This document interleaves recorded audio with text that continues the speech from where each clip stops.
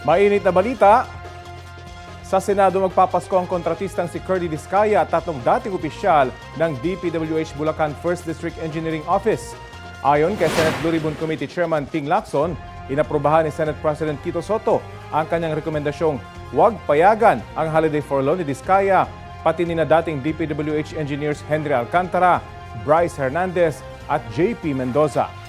Ang rekomendasyon ni Lacson dahil daw sa security concerns. Batay din anya ito sa sinabi ni na Pangulong Bongbong Marcos at Ombudsman Jesus Crispin Remulla na ilalabas na ang arrest warrants laban sa 4 na personalidad bago magpasko. Setyembre pa nakadetain sa Senado sina Discaya, Alcantara, Hernandez at Mendoza matapos ma-cite in contempt dahil sa umunoy pagsisinungaling sa pagdinig ng Blue Ribbon Committee. Sisikapin pang kunan ng pahayag ang kampo ng 4 na nakadetain sa Senado. Huli sa Quezon City ang isang babaeng bank manager na wanted sa pagnanakaw. Tinangay niya ang aabot sa 16 na milyong piso mula sa kanyang pinagtatrabahong bangko sa Agusan del Sur. Balitang hatid ni James Agustin. Sa kanyang nirerentahang condominium unit sa Barangay Pasong Puti, Quezon City, natunto ng pulisya ang 37 anyos sa babaeng bank manager na wanted sa Agusan del Sur. Isinilbi sa kanya ng mga operatibang arrest warrant para sa 2 counts ng qualified theft. Ayon sa pulisya, ilang buwang nagtago sa Metro Manila ang babae. Nagkandak kami ng intelligence gathering and then tinignan namin yung veracity ng identification ng tao. And true enough siya ngayon. So nagkandak kami ng operation. January ng 2025, nagrent na siya dun sa condominium kung saan sa amin siya na-aresto. Sa investigasyon, aabot sa 16 na milyong piso ang ninakaw umano ng babae sa pinapasukan niyang bangko na nadiskubre noong Oktubre 2024. Nitong Pebrero 2025 naman, inilabas ang arrest warrant. Sa CCTV nakita na yung first incident natin ng qualified theft, naglabas siya ng pera doon sa ATM vault amounting to 3 million. And then yung second incident, naglabas naman siya ng 13 million mismo doon sa vault ng bangko. Ililipat siya sa ibang branch pending investigation. Pero hindi na siya nag-report. Nagtago na siya. Nakakulong ngayon ang akusado sa Pasong Putik Police Station. May nakuha po talagang pera doon po. Ikaw ang kumuha? Opo. October hindi na ako nag-office kasi nakukonsensya na talaga ako. And then by November, nag-file na sila before sila nag-file ng case talaga, gumawa sila ng investigation kasi hindi na ako nag-office. Nakapag-return of warrant ang pulisya at hinihintay na lang ang commitment order mula sa korte. James Agustin, nagbabalita para sa GMA Integrated News.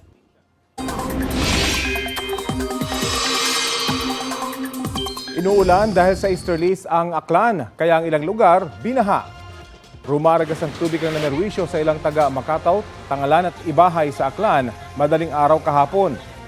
May naitala namang landslide sa bayan ng Banga. Walang nasaktan sa insidente.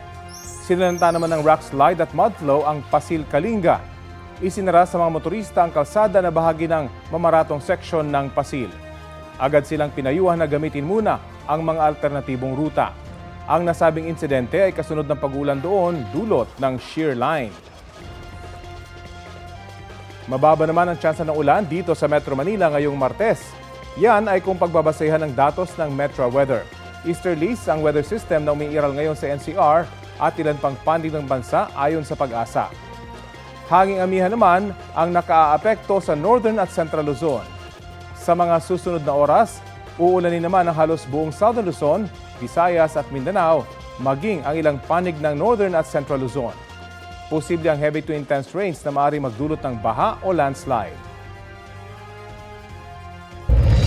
Ito ang GMA Regional TV News. Mainit na balita mula sa Luzon, hatid ng GMA Regional TV.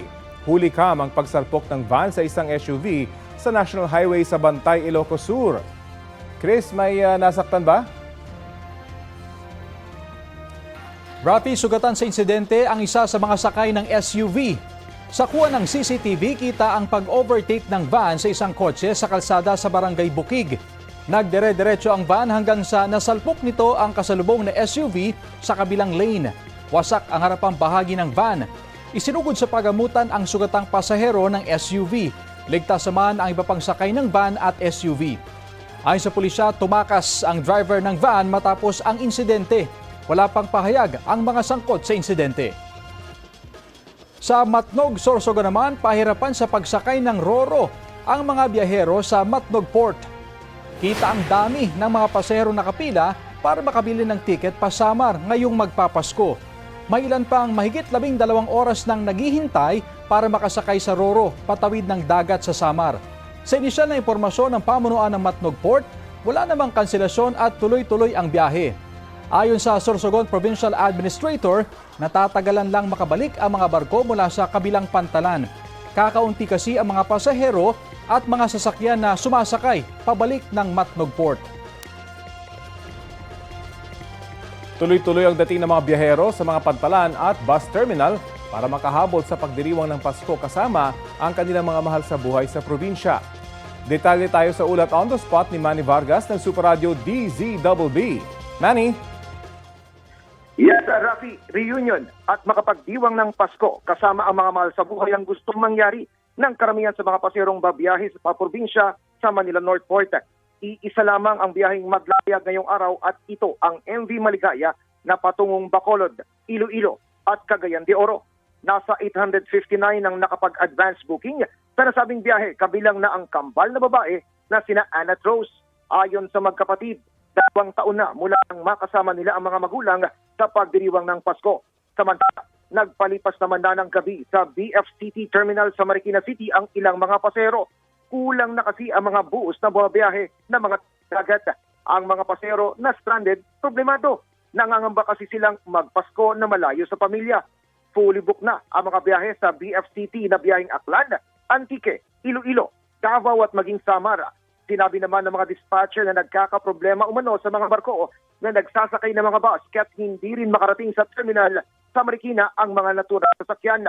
Patuloy rin ang pagating ng mga pasero sa ilang pang bus terminal, bahagi naman ng EDSA Cubao sa bahagi ng Quezon City. Kabilang sa mga pinupuntahan ng mga pasero ay mga bus na may biyaheng Bicol at Hilagang Luzon. Paalala ng mga dispatcher, agahan ng pagpunta sa terminal lalo na ang mga walang reservation o booking para makasakay sa mga bus na first come, first serve.